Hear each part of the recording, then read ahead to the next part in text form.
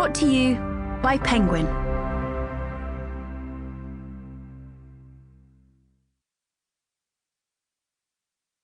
Goliath's Curse: The History and Future of Societal Collapse. Written and read by Kemp. For my brother David. Introduction: A People's History of Collapse. Unraveling history through collapse. Human history is the story of a power struggle. Power comes in 4 different forms: control of decision-making, including by setting up a centralized government; control of the resources that others depend on, such as the wheat and rice that most people eat every day; control through threats and violence; and control of information to understand and manipulate others, whether by bureaucracy, a priesthood, or a big tech company. Then there is the great amplifier. Power depends on who you are controlling, the size, skills, and health of the population. Each of these power structures can fall apart. When a government, whether in ancient Rome or modern-day Somalia, falls apart, we call it a state collapse or state failure.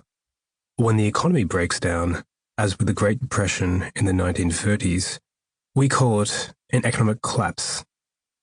When a large number of people die, we call it a bust or population collapse.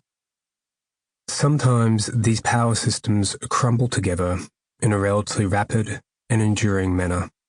When this happens, we call it a societal collapse. Societal collapse has shaped our history and will determine our future.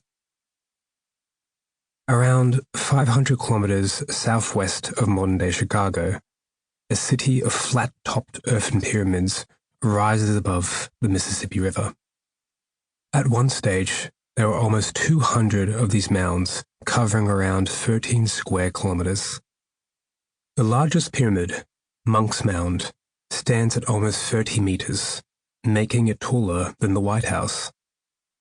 These flat-top pyramids were made by hand.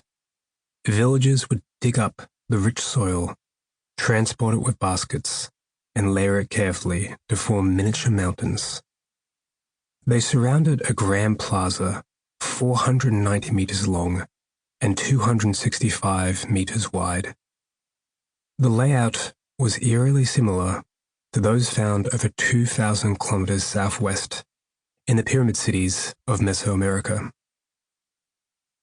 This is Cahokia, the first true city of the United States. Around 1,000 years ago, 1050 to 1100 CE, the settlement grew into a city of 10,000 to 15,000 people.